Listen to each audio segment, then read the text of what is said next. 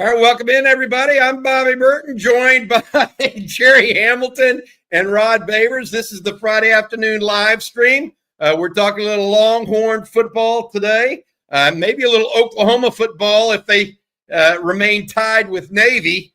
That is an assault to the forward pass, is what's going on. That was my slow running motion because the Army quarterback just went 95 for a touchdown against Navy quarterback Billy Horvath, I think, just took 95 yards against the OU defense. Whoa. That's probably not the way they wanted to start the second half. Hey, Rod B, welcome in, everybody. We've got Rod Babers, Jerry Hamilton. I'm Bobby Burton. This is the Friday afternoon live stream brought to you by our friends over at 40 Acres Apparel. We'll talk about them in a little bit. Rod's wearing some clothing. Guys, I got to ask y'all, news and notes coming out of Longhorn camp today. Trevor Gooseby playing some right tackle, it looks like. Cam Williams working his way back. Isaiah Bond back on the practice field at least. How much so is a different story. We also have news and notes coming from the defensive side of things this afternoon around 2:15. Texas players are going to be involved in a post-practice media session. We'll have that for you guys here at On Texas Football. Make sure you check that out when you get a chance as well after this live stream is over. Guys, your thoughts going into this week? We're now 5 days away from Texas taking the field against Arizona State. The line is 13.5 right now. It's opened at 12.5.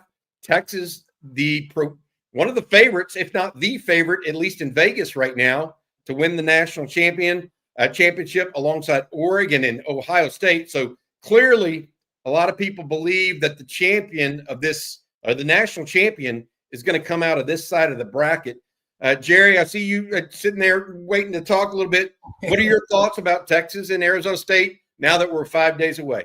Well, I think, look, it sets up in some ways like the Clemson game in that for Arizona State, they're going to play the disrespect card to the team.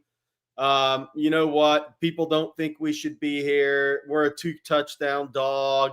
It's all the coaching points that coaches do. And I love Dillingham. I think he's one of the best young coaches in college football. Hell, he may be the young coach in football as young as he is.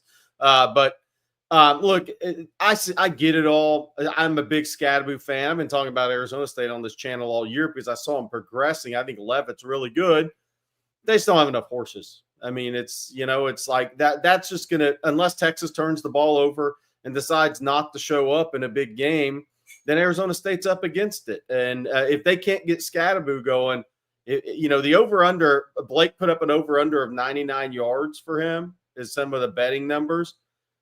Arizona State better hope he gets close to that, because if he gets to 60, 65 in their other two losses, they're not going to be able to possess the ball. And then defensively, they're just over time, they won't be able to stop Texas.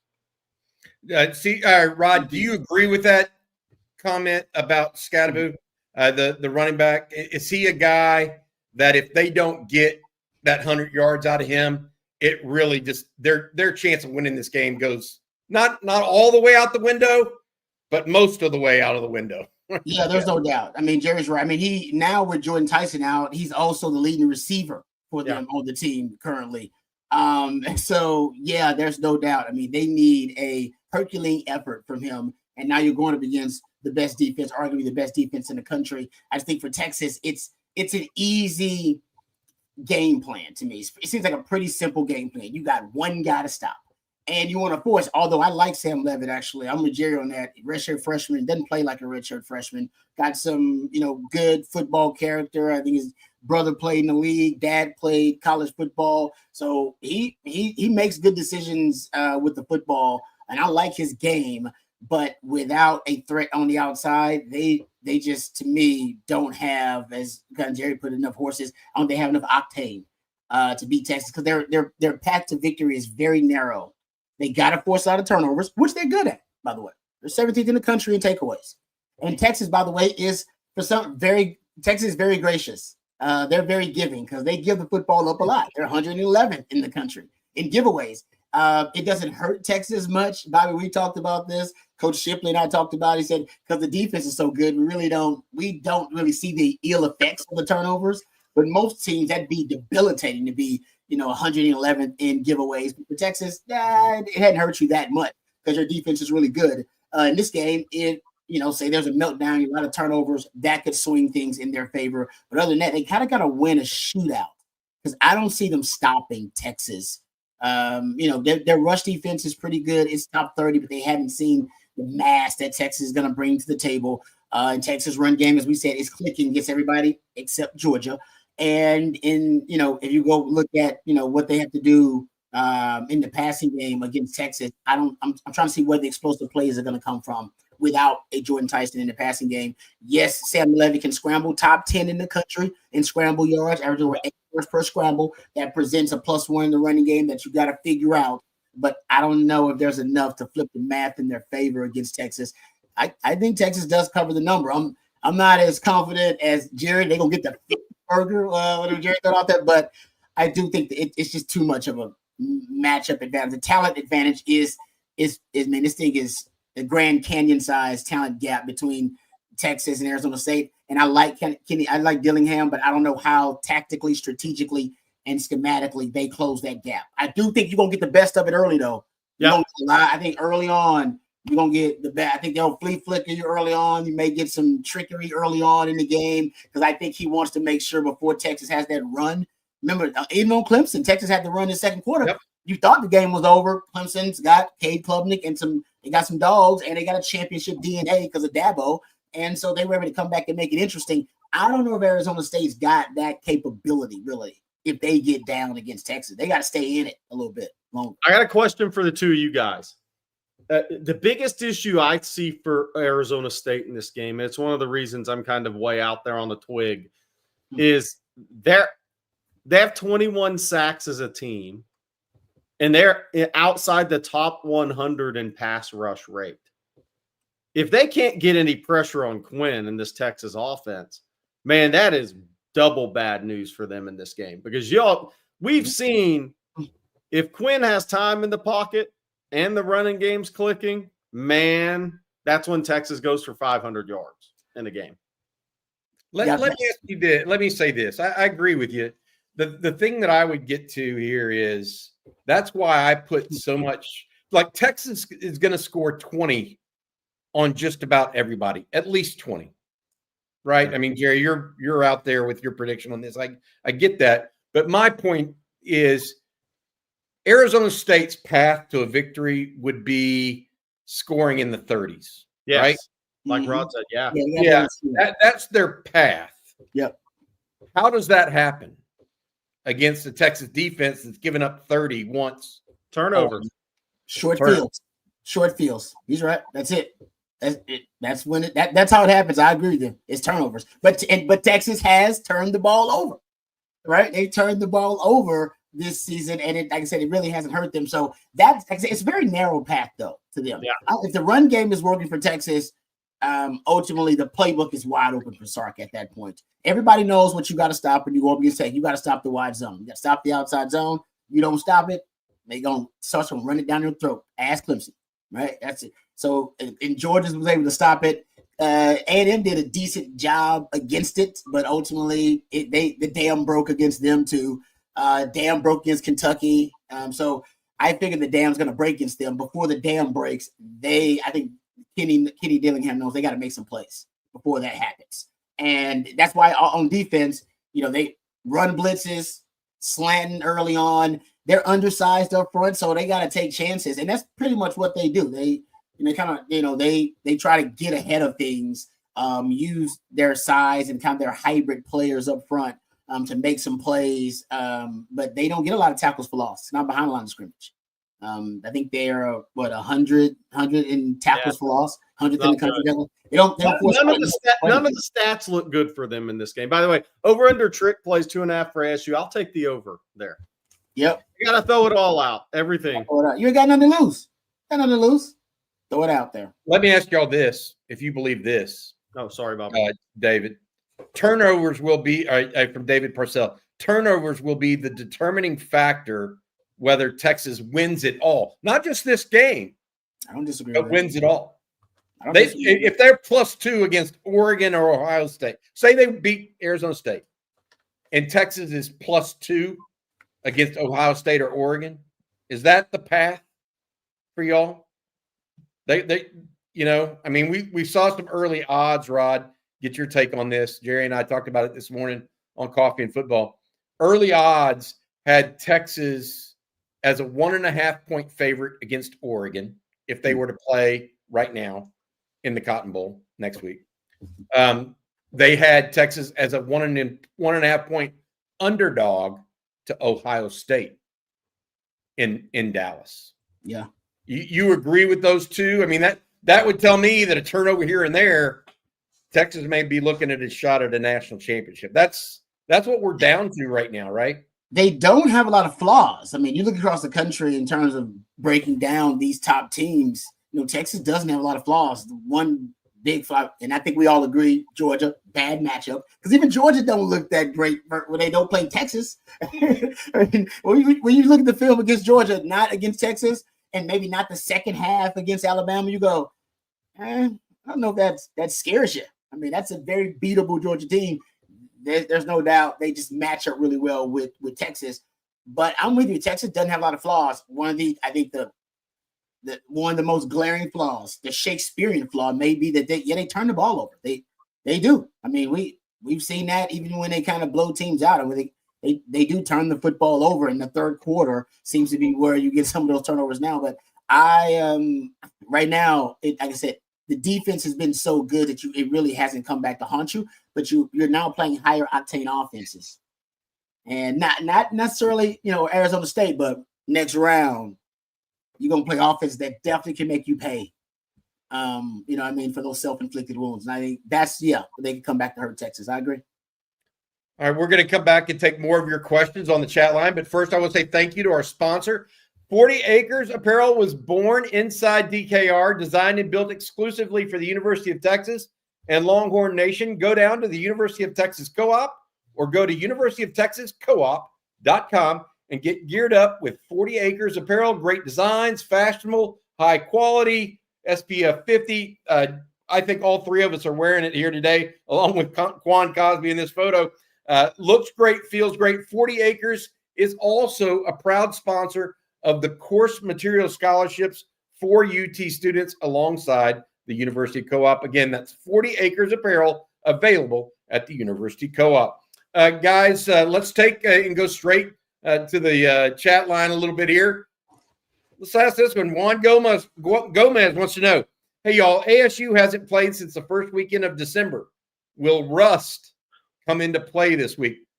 Maybe, maybe not. Is that why they try to get it going quick with some trick plays possibly? What do you think, Jerry? I think that's a great question, and I'm not sure we have the answer because it could go one of two ways, guys. They could be really tight at the beginning of this game because they've been sitting around. Texas got in a groove offensively against Clemson again, and Arizona State's been sitting around thinking about it for 20 days. So they could be a little tight at the beginning of this game. Or they could have that, what the hell, we're not supposed to be here anyways. I mean, so it's hard to really know which way it goes. I do think in this matchup, because the extra time off didn't help Jordan Tyson get back because he's out.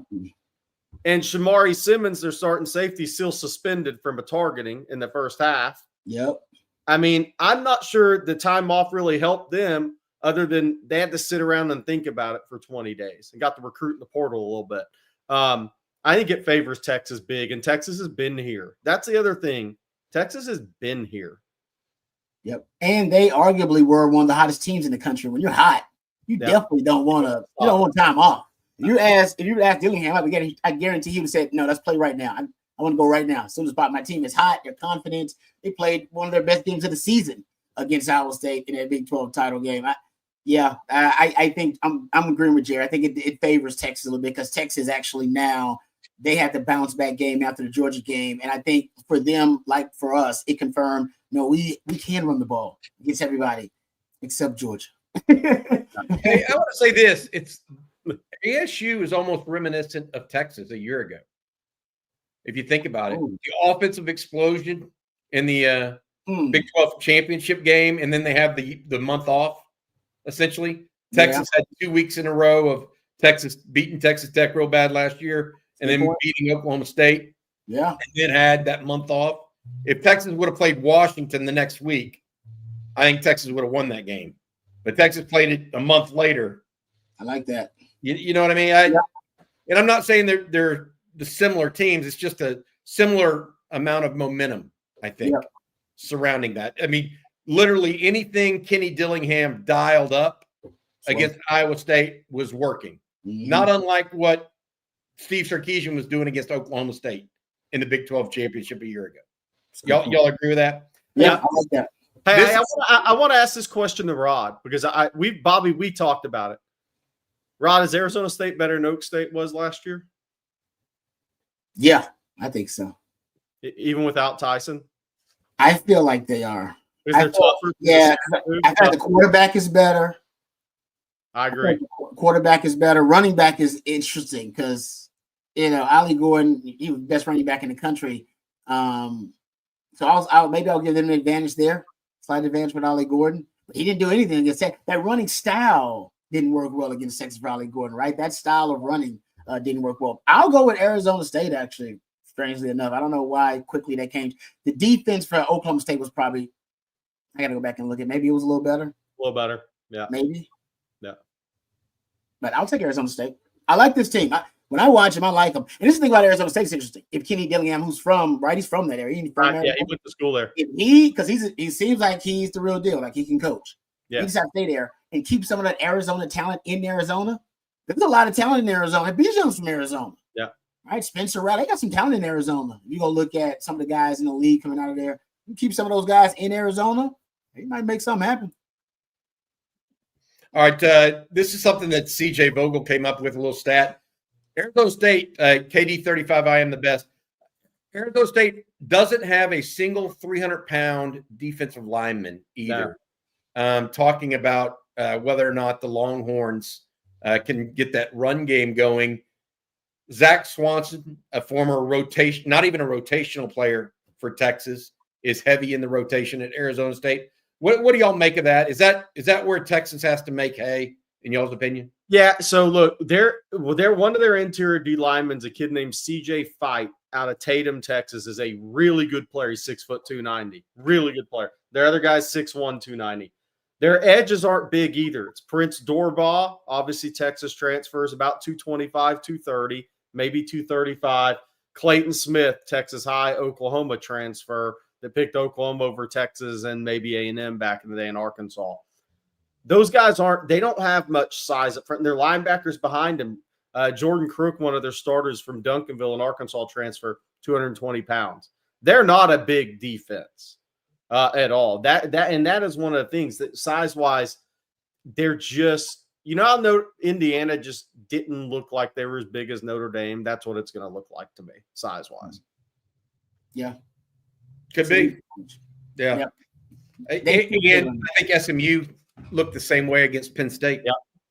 Yeah. Just a smaller team overall, especially in the trenches. It's 14-14 in the fourth quarter. Oklahoma and Navy. OU attempting to drive right now. I think they're in Navy territory as we speak here. A couple other questions we got that we want to get to here real quick. This one from Colton Martinez. Jerry, you remember this one from last year. Asked this morning, but I don't know if it was seen. Is there any interest in tight end Holden Stays? I remember making a joke last offseason because we almost got Bolden, Golden, and Holden. Holden Stays at Tennessee has entered the transfer portal, the tight end. You think Texas has – we think they want a tight end. They kind of backed off Max Clare a week ago or so. What do you think about portal tight end? Yeah, I think they want one. It's just who it's going to be. And I don't think we have that answer yet. I think Texas is it's scary to Texas fans, but I think Sark's being very patient right now in the portal. Seeing what's going to pop up after these bowl games. Is there going to be any late coaching movement? These guys seem to know some things. And then the spring portal. But Sark's he's being even more patient than he is in high school recruiting right now. on some positions. By the way, somebody's asking about Isaiah Bond. Yeah, Isaiah Bond's actually practiced on the 26th as well. So he has practiced 2 days in a row for the Horns. He's come back 2 days in a row. We opened the show with that and talked about it a little bit yesterday. Okay, let's go to Jeff here. Bobby, are you still confident about the Longhorns in the portal? Yes. I tell you what's interesting right now and what we're really monitoring. Tomorrow is the last day for players to go into the portal for the spring period, for winter, if they've already played all of their games and have at least 5 days left. There are some guys out there that have made some noise behind the scenes about potentially going in the portal. Those players have not gone in the portal yet, to my knowledge. Now, they may have filed today, but nobody's reported it, et cetera. So am I as confident today as I was a week ago? Probably the same level of confidence, maybe just with different players. I mean, look, if you can't be confident in Steve Sarkisian's ability to recruit right now, I don't know what to tell you. I mean, genuinely. I mean, the guy's got it going on right now as it relates to talent acquisition, be it in the portal or in high school group. Jeff, you also asked this question. Who is your favorite incoming defensive back, Rod? That's for you. Jerry, give me the names to jog Rod's memory. Jonah Williams. Yeah. It's hard. Zealous Hicks, Caleb Chester, Grayson Littleton, and Cade Phillips. That's hard, man. That's a great DB class, man. Yeah, it's hard not to go with Jonah Williams just watching that film. I mean, that's unbelievable. Can't think of too many players who would have better film than that young man. But I got a personal story that I always share about Cade Phillips. Got a chance to coach him. Shout out to Anthony Williams. I was one of the guest coaches at one of those camps. So got a chance to coach him. And talking to a young man, Caleb Chester, was really impressed with his overall football IQ. So hard to pick. I'll go Jonah Williams and Cade Phillips. But don't ask me to pick just one. It's tough. Yeah. I'm a DB. That's just tough to do. Good stuff, Rod. Hey, we've got more coming at you here. Eric Mitchell with the super chat. Thank you, Eric. Thinking about years past, mainly the last 10, and how much the culture and talent profile has improved. From when we lose a great player like Byron Murphy, Tavondre Stewart, Jalen Ford, DeMarvion Overshown, Bijan, Roshan, and the next man up actually steps in and steps up every year. That is the difference. Texas has been one deep for 10 years. Texas has not, and this is one of the things that happens in recruiting, and Texas has been one deep for 10 plus years. And that's what's happened. That's why they haven't been an elite team. That and some ill-timed quarterback play in between there. But I firmly agree with you, Eric. It's when Kelvin Banks goes down and Trevor Gooseby comes in. Yep. It's when Cam Williams go down and Gooseby comes in. It's when Murphy and Sweat graduate, and all of a sudden you bring in 3 guys from the portal, as well as Alfred Collins becoming better and Vernon Broughton improving. Those are huge things. Trey Wisner this year. Oh God! I mean, where is this Texas team if they lose? If they lose DeAndre Foreman back in the day? Yeah. No, I'm going with Gunnar Helm. You're talking about the tight end position has been an endangered species on the 40 acres for like a decade plus. And then you get JT Sanders, your first kind of legitimate 5-tool tight end in a long time. And then you get Gunnar Helm back to back, and he's better. He's better. It's like, how is he better than Jay? And nobody saw that one coming. But that goes back to what I think is at the meat of Eric's point here is the development. That's also a big part of it. Yep, it's harder than ever to be able to get that 3 deep that Bobby's talking about with transfer portal, NIL. It's harder than ever to do. So give them credit for that, the personnel aspect of it, but the development aspect of it. These guys players are improving. Players are getting better. The developmental paths are very different for a lot of different guys, depending on what your trajectory is and, how long it takes for the light to go off as a player. Could be a Kelvin Banks, could be a Jahdae Barron, could be a Baron Sorrell type path, could be a Gunnar Helm type path. You know what I mean? They're just showing you that, no, man, no matter which path you end up taking to get to your ultimate goal, which is the league and to be one of the best players in the country, to be an All-American, you can come here in Texas and we'll help you fulfill your promise. We'll help you get there. 2 instances for me at wideout too. So Jonte Cook and DeAndre Moore come in the same class. Jonte Cook's ranked really highly, and DeAndre Moore really good. I mean, he literally decommitted from Louisville, picked Texas over Georgia, and Georgia wanted him.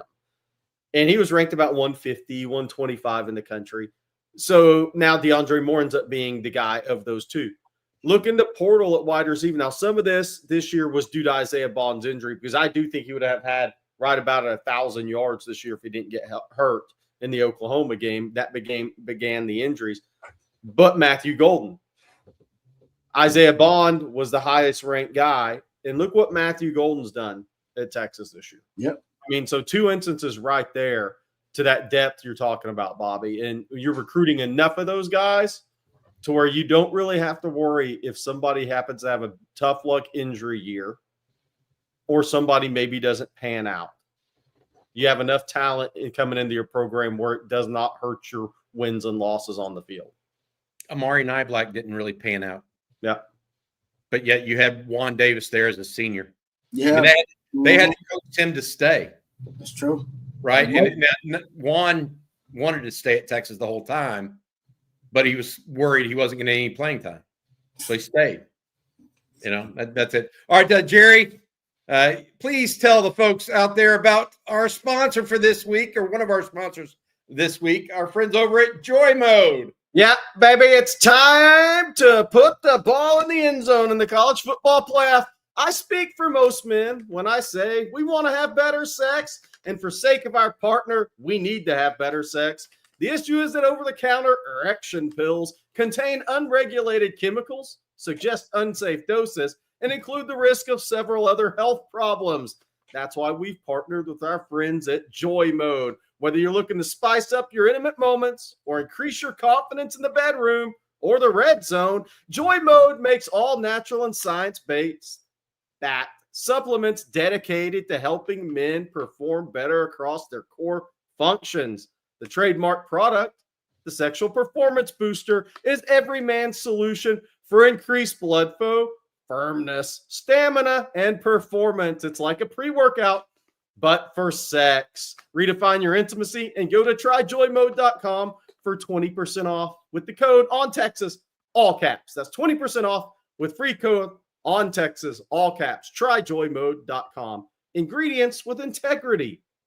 They're going to take it at the start of the third quarter this week. Rod, we're taking all of it. This Texas team's taking all of it coming out of the locker room in the third quarter.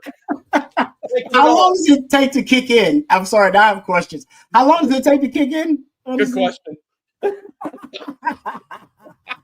right, Rod B, please. This has been known to help a little bit too. A little wine, Rod B, with Flat Creek. No doubt, man. Talk about having a great night. I combine the two. Did you know that the most awarded wine in Texas is actually the vineyard closest to Austin? That's right, ladies and gentlemen. Flat Creek Estate Winery, just minutes from downtown Austin, and they won award after award for their vintage wine, Super Texan. Now, how about this? We did get great news last week that one of our own members of the On Texas family, actually On Texas football family, went there to Flat Creek and actually proposed to his significant other, and she said yes. And now they are on their way to get married. And they did it all at Flat Creek Estate. That's how gorgeous that venue is. So you can go there for a variety of things, barbecues, wine tastings every single weekend. Perfect for a date with your significant other or a weekend getaway with your significant other. Super Texan, also one of their great wines. My wife loves it and her mom loves it. It's part of our holidays this year. You can check it out. It's available at your local Specs. They also have it at your local Central Market. I see a display there, so I'm glad the good word is getting out about our friends over at Flat Creek Estate Winery. That's flatcreekestate.com.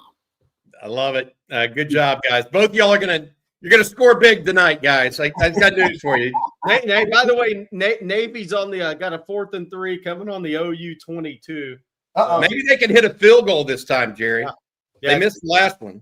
Hey, speaking of field goals, I did find this out too. I don't know if you guys were looking at Arizona State's field. Arizona State's terrible at kicking field goals. 9-17.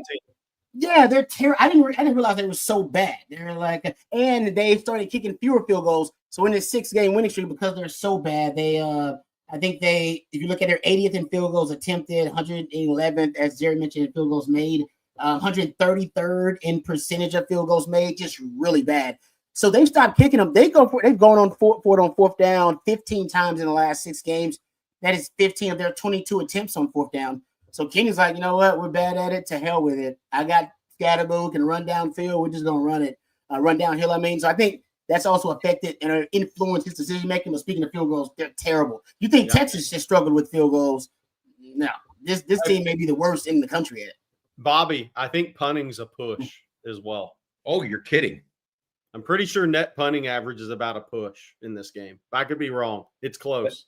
That might be something that Texas gets. Then Silas Bolden, if that's the case, then Silas Bolden has a chance. That could actually be a winner for Texas because they have not played anybody in the SEC that's had a bad punting unit. I mean, I think Texas may have the worst punting unit that Texas in the SEC of everybody that Texas has played. Frankly, we'll see. We'll see how that goes. All right, I have some more questions coming for you guys. Thank you all so much for asking all of these. Jerry, there is a question here about any movement from Living Free in UT. Any movement with Zachariah Branch to this point, to your knowledge? Not that I have heard. Look, I think Arizona State and Georgia are the teams that feel like they have the best shot here. But the question is he going to continue, and him and Zion going to continue with the visit process? If they do, that could put Texas and Oregon into play potentially. So again, the tough thing with that recruitment from a Texas standpoint is Zion is a good player that's had 3 straight years of injuries that have cut short seasons. He redshirted his first year. Does the Branch family look at it as he really has a chance at Texas? But hey, if you go to Georgia, you obviously feel like they do. I think Zachariah Branch is starting wherever he goes. But what is going to happen with Zion? And where does Zion fall from an NIL perspective for Texas and Georgia and an Oregon? Because that it's a tricky recruitment for these schools because of that component. I got to ask you this too while we're on it. Any word from Kenneth Cassidy? Any word on Texas looking at any of the DTs still in the portal? I like the video of the Iowa State defense staff. Oh, yeah. We talked a little bit about him, Toby Onyetum. He was a guy that we've discussed as a possibility. Yeah, Texas has interest in him. I'm not saying they're going to make a push for him. They have interest in him. We'll see. We'll see if they do. They have interest in the kid from Memphis that just jumped in the portal. We'll have to see on that. We'll have to see also who else jumps in the portal who are coming up after bowl games. I think if anybody of note jumps in, that's going to affect where Texas goes. But they do like the kid from Richmond, Foster, that is in the portal from Iowa State. I'm not saying they're for sure going on him, but they definitely like him as a player. All right, guys, let's go to this one real quick. Archie versus Tech from Jack Burton. Who y'all got? OU up, or excuse me, Navy up 21-14 in the fourth. OU shooting for a losing season here if they lose that game, by the way. But Archie versus Tech, guys, I mean, don't you have to go with Tech in this, or is that just my? Oh, I'm all about the SEC now, baby. I'm in the SEC. What about you, Ryan? Where you go, Archie or Tech? Arkansas or Tech next? Oh man, yeah, that's interesting. Maybe I'll take. I don't even know who's favoring it. Maybe I'll take Arkansas. Actually, maybe I'll take Arkansas. Man, Yeah. I can't take anybody that can't score enough. Can they? Do they have anybody to hand the ball off to in this game? Are they all hurt? Are we talking about injuries? I've been. Is Arkansas Jaquindon Jackson out?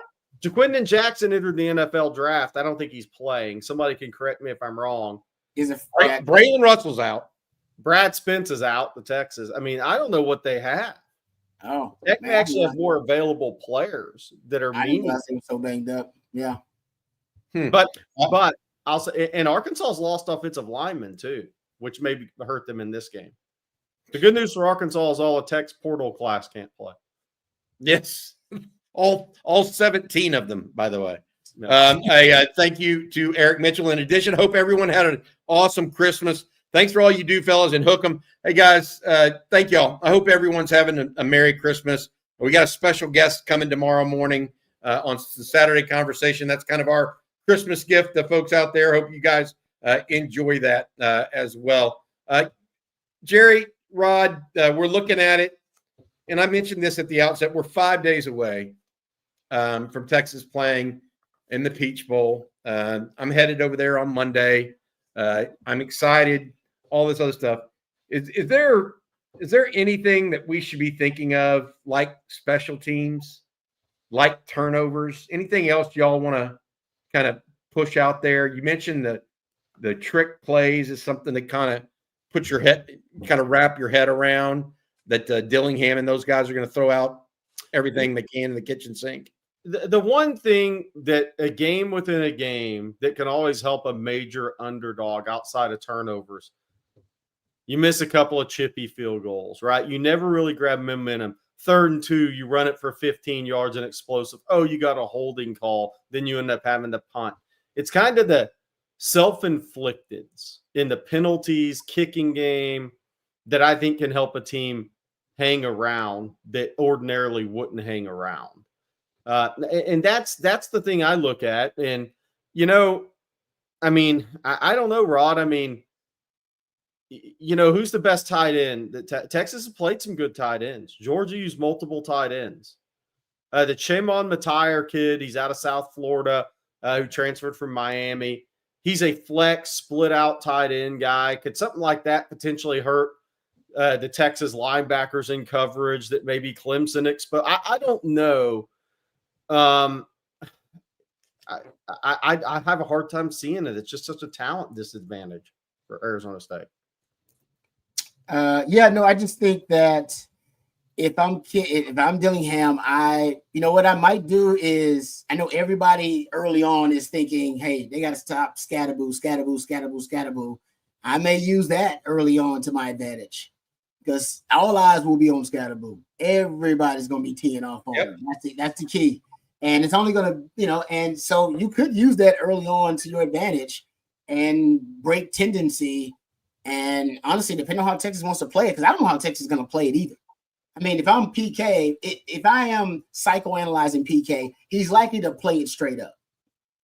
PK doesn't make a lot of adjustments. Like, are we going to take this away first? We're going to be stubborn about it. Every now and then you'll see something like that, but most of the time PK will play it straight up and see if he needs to adjust and make the adjustment rather than leave himself vulnerable, within the structural integrity somewhere of the defense, just because he's trying to take away an identity or take away a strength of a team.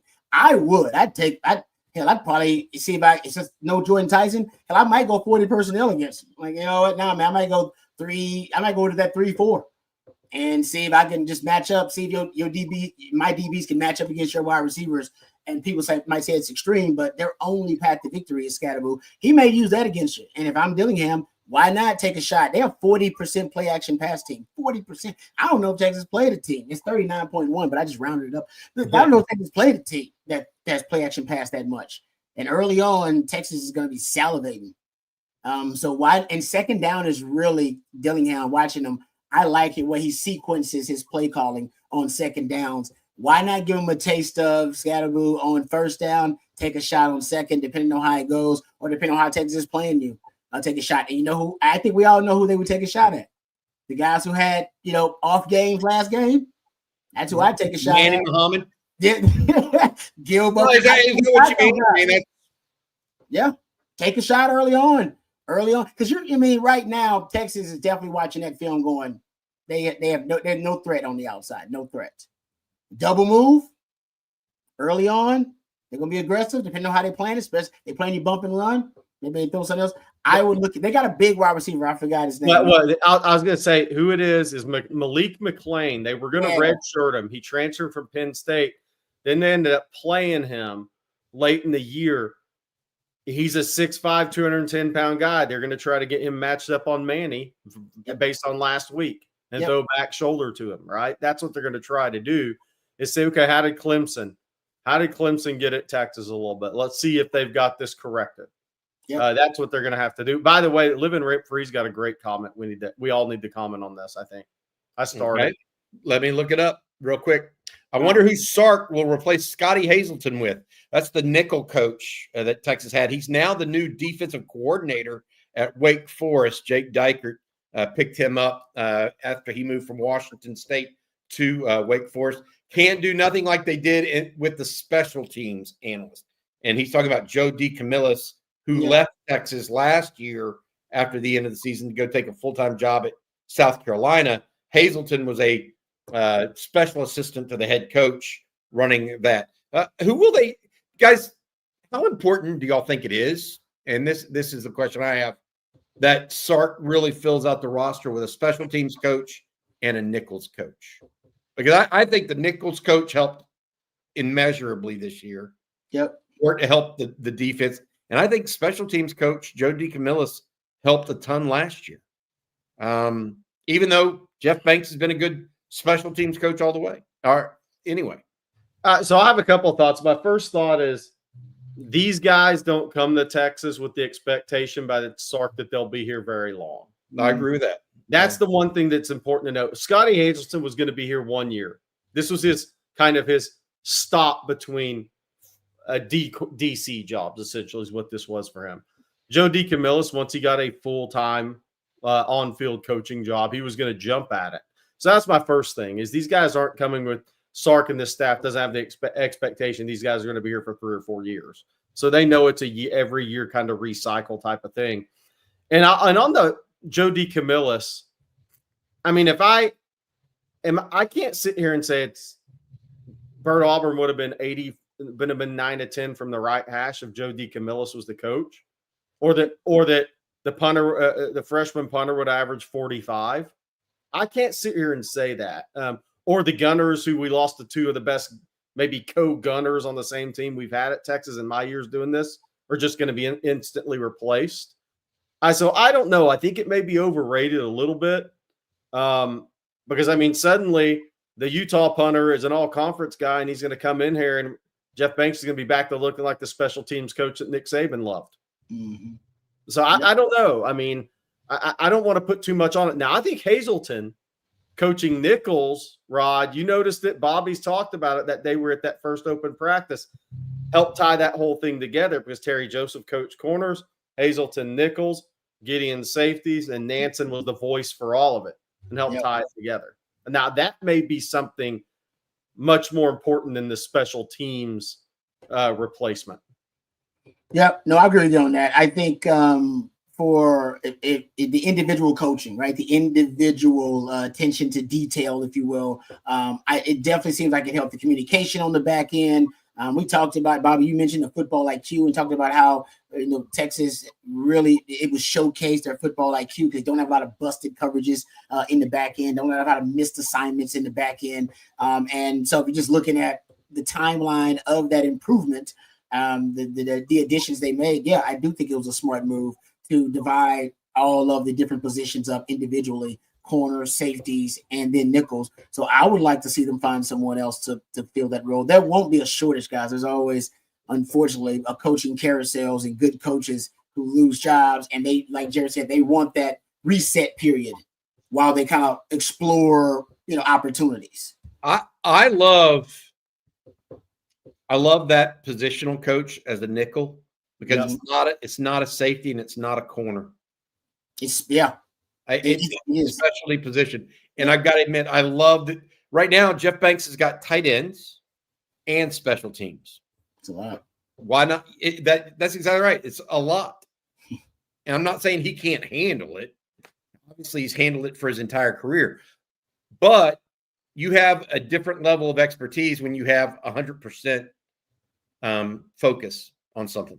All right, a couple of comments real quick. I'll get this going. Is Paul Chryst still on staff? No, the former Wisconsin coach is not on staff, was not with Texas since early, I think back in the summer even. So don't worry about don't see that. Gary Patterson want to go do something for a season. That's exactly what somebody just asked. Hey, I know he had some plans and the Baylor thing, whatever didn't work out. Go ask GP if he's busy for 2025. Hey, here's a question also from Jason Watts. Where's the pregame, Bobby? Couple things on on Tuesday afternoon, New Year's Eve. We're going to be at Botica, which is a restaurant over in Buckhead. They've got. We were there for the pregame for the SEC championship. Please join us from there, Jason. I think it's either 3 to 6 or 4 to 7. We'll stay later than that, no doubt, on New Year's Eve, but that'll be fun. We had at least 100 plus people come in and hang out last time we were in Atlanta. We're going to do it again and run that back with the Atlanta Texas X's. Then also I had this question. Oh, by the way, on that Tuesday morning, I'll be at the College Football Hall of Fame broadcasting that morning. And then Wednesday, New Year's Day, I'll also be at the College Football Hall of Fame. So feel free. That's about a 5 to 7 minute walk to Mercedes-Benz Stadium. If you want to go get both in there at one of those times and come say hi. Jason, thank you, by the way, for helping out last week. We really appreciate that. Eric Mitchell, any comments on the Zach Swanson clip and his opinion of Texas? Jerry, I know you saw it. Rod, did you get a chance to see that, the former Texas defensive tackle? What'd you think? I did see it, and I don't know in what way the message was presented to the young man. He made it seem like it was in a kind of hurtful manner that they present the message that, hey, basically, we don't think you're good enough to be on this roster. We just don't think you're a good enough player. That was the kind of the gist of it. Hopefully the way he described it is it was something kind of lost in translation. Hopefully he kind of took it the wrong way and they didn't just present it to him that harshly. But I can see it because it's becoming more of a professional, level of play. College is just the NFL. It's pretty harsh, man. They bring you in there when you get cut. Trust me, I got cut a lot. They bring you in there and you get cut. They usually try to soften the blow. I would say most of the time they've softened the blow in there when they cut me. The way he described it, that seemed harsher than a lot of stuff I got in the league when you get cut. So hopefully, they deliver the message with a little bit more sensitivity, considering it's the guy's dreams and all that stuff. And not saying there wasn't the truth that you just weren't good enough to be on the roster, but like Craig Way always told me, it ain't what you say, it's how you say it. So I understand, it just may be some coaches, they just deliver the message like that. I would hope that they would have a little bit more, consideration for the players, considering, what they're going through. But I get it. That's a new day and age, man. This is the pro level basically now. Hey, Eric Mitchell with the super chat. Any chance Coach Akina circles back around after Arizona's season? Could work. That's one of the jobs he was in line for, actually, before he was asked to be the Arizona defensive coordinator last year. Always a possibility. Well-liked in Austin and well-liked by Steve Sarkisian, too, which I think is part of that, the piece of that goes unmentioned. And Johnny Nansen, linebackers coach at Texas, big fan. And Blake Gideon. Yeah, you get my point. It goes on. There's a lot of pieces to that puzzle. KD 35, I'm the best. I saw JD Pickle today say players opt out of bowl games. How long till college football allows early enrollees to potentially opt in and play with their current team? Wow. Well, I mean that's the least. I got to say this: of all the things to be worried about in college football, that would be like number 75. I mean, we got to figure out. I don't, but college football has to figure out transfer portal to where a guy's not going to 5 different schools and not getting a degree. I mean, that's my biggest problem with the transfer portal. It has nothing to do with allowing guys to go where they want. I actually think that's fine. What about getting a degree, man? If you're making that many different going that many different places, you're unlikely to get a degree out of it. Mm-hmm. Nope. I mean, I mean, that's one. NIL, there needs to be some sort of collective bargaining of some sort, probably, right? Something where there's a salary cap and/or it's like Major League Baseball where you pay a salary tax and the Yankees still can be the Yankees, right? And the Dodgers can be the Dodgers. They just have to pay a tax to be the Dodgers or whatever you want to call them. Yeah. Hey, there's a lot. My point is, there's a lot. KD 35. There is a lot that is wrong with college football. Worrying about opt-outs. Either play the bowl games. I would ask you whether or not you even want bowl games anymore, more than some things. I mean, that's a big question. I always thought the transfer portal, to your point, Bobby, if you really wanted to put parameters on it, in which obviously they don't really care anymore. Yes, of course, when there are coaching changes, you got to allow guys to move around. Love that rule. It should have been, if you got a certain GPA, you can do whatever the hell you want to do. And don't make it ridiculous. Make it a really easy. Take 2.75, whatever. You know what I mean? Not something crazy. I mean, like, yeah, no, if you got this kind of GPA, you can transfer wherever you want to. But you can't just be transferred in and out without, trying to get actually legitimate credits or actually get. So I'm with you on that. I always thought tying it to GPA wouldn't be a bad idea, but I get it. So, to his point at the end of that, I'll tell you what's a little interesting is we're headed to 5 years to play, period. Your clock starts, you have 5 years, period. You're done. It does. Sorry if you got injured 3 straight years. Tough luck. It happens in life. What if some freak like Adrian Peterson comes out of high school as a midterm? And he's not going to be there 5 years anyways. And it's a position where it's an instinctive, hey, man, we're in the college football playoff here. It's not like we're going to ask you to pass pro. Could you return kickoffs? Could you come in and run the football a little bit? And it take a true super freak, not at a developmental position. Now, I think one day we're headed to seeing it. Somebody's going to try to do it. There's just very, very few. You couldn't ask Justice Terry to go play 5 tech against Ohio State in the college football playoff. That wouldn't be fair to him.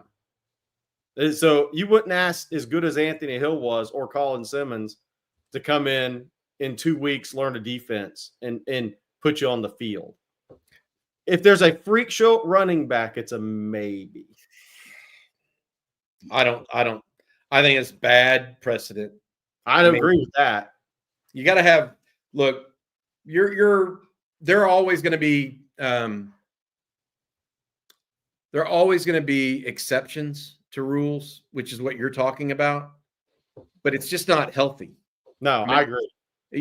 Playing a guy within a week or 2 weeks of getting on a college campus. And that's why they don't let guys, they make guys come in, they have a full camp before they play, right? They got 30 days essentially to get ready to play college football. You're asking somebody to have 10 days or 15 days. I don't know, Jerry. My bigger point is this. What's the worth of bowls in general? I love them on days like today where I can sit back and watch football. Navy loves it. Navy loves it. And I don't know, what is there, a minute and a half left in this game?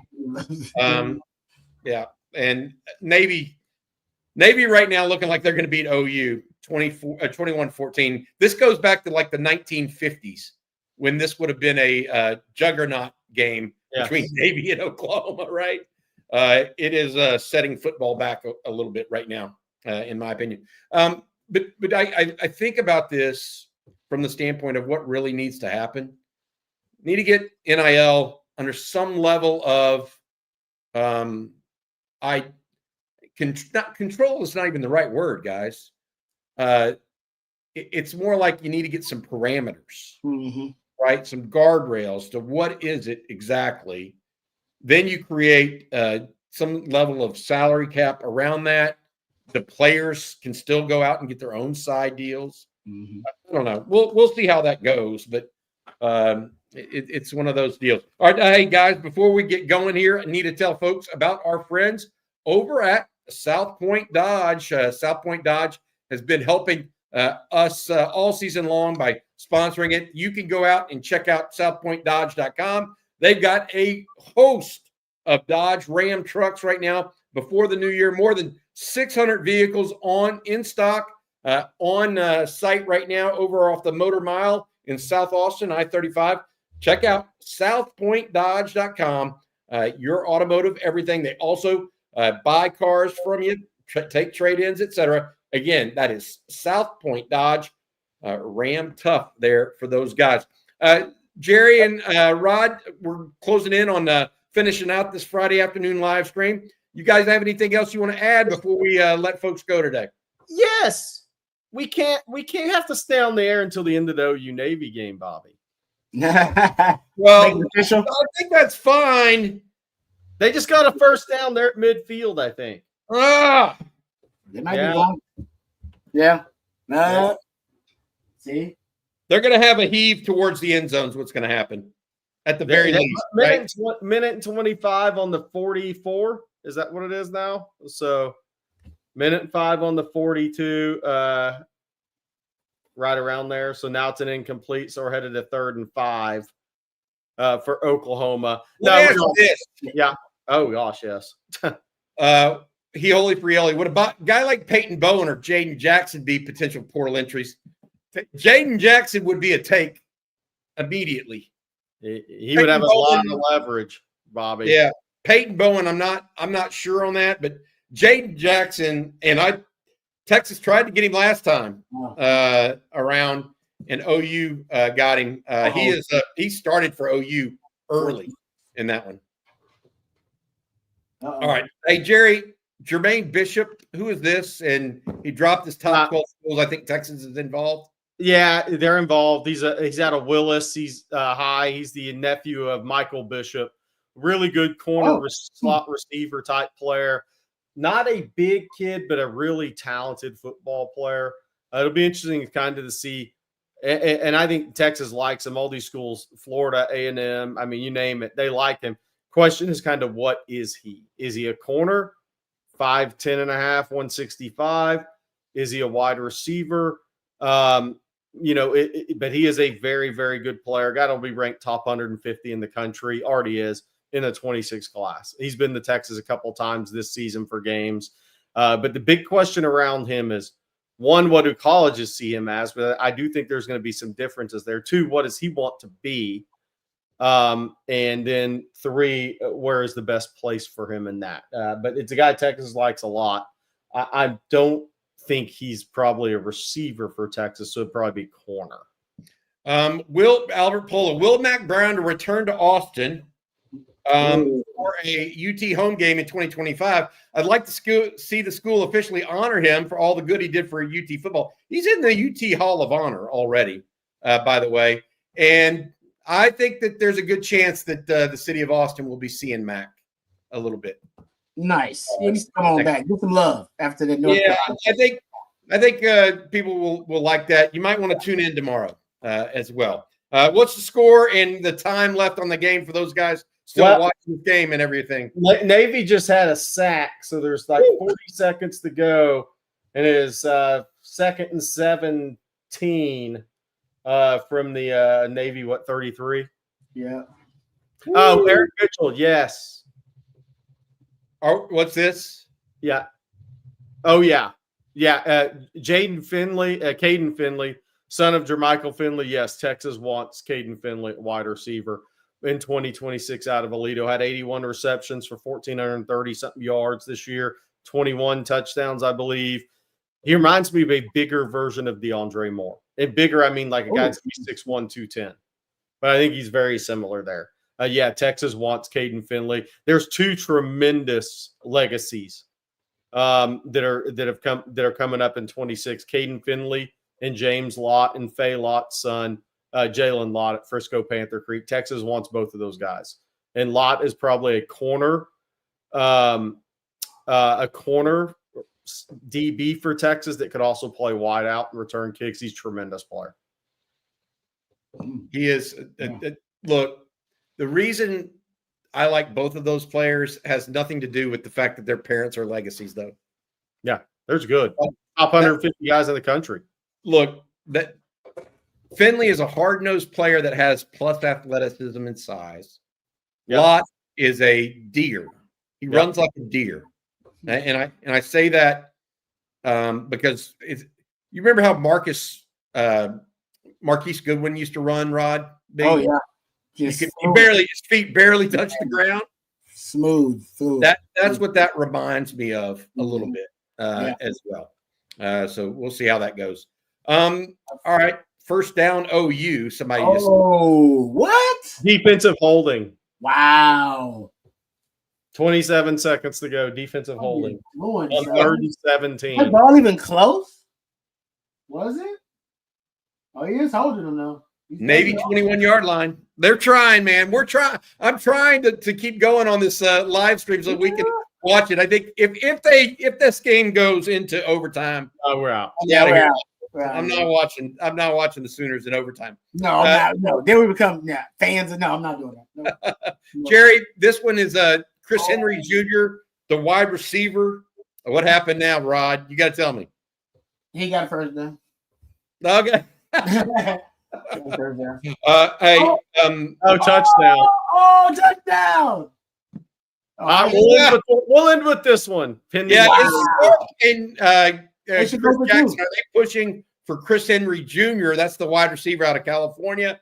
Chris Henry, the late Chris Henry's son, big wide receiver. I thought Ohio State was heavy. Yeah, I mean, he's committed to Ohio State. And I don't want to sound like a smartass. Everybody's pushing for him, but Texas doesn't. There's no confidence there.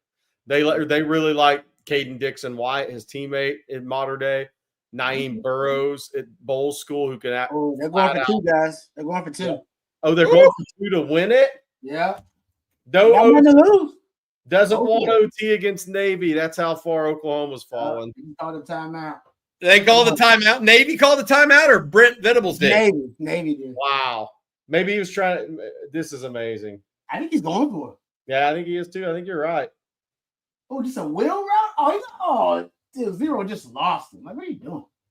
Did OU win? No, that was replaying. It's a tie. Oh, that was a replay of the other. Okay, that was the touchdown. I'm not watching the game live, so I can't see it. I love how you refuse to watch OU. I mean, I'm asking you guys. I have to ask you guys these questions. I think he's going for two still, I think. I mean, it looks like it. I think he's still going for two, man. I like the Stones. Go for it. Yeah, I mean, this is just amazing to me because I don't care like how many players you've lost to the portal. Navy lost to Notre Dame 51-14, Tulane 35-0, and Rice, then they fired their coach 24-10. Navy lost to Rice and 24-10, the coach got fired. All right, Brent Venables. Here we go. He got nope, sacked. Done. Sacked. Done. Oh my gosh. A terrible play call. Okay. So this is the hottest seat in the country right now is Brent Venables. No chance they fire him after this, right? Not with the quarterback, man. Yeah. Well, I mean, let's not act like he's Vince Young. I mean, they think he is. They think he's Baker Mayfield 2.0. He better be Baker. He better be. He better be Baker Young for them right now. That's gonna do it, guys. Thank y'all. Hey, Jerry, that was a great idea to finish that off by watching OU. That's the way I want to finish a Friday afternoon live stream, by the way. Oklahoma fans, we have something for you this offseason. Joy mode. All right, guys. Y'all have a good one, everybody. Thank you, Rod. Thank you, Jerry. Thank you, Matthew Hutchison, behind the scenes. And you guys have a good weekend. We've got more coming this afternoon.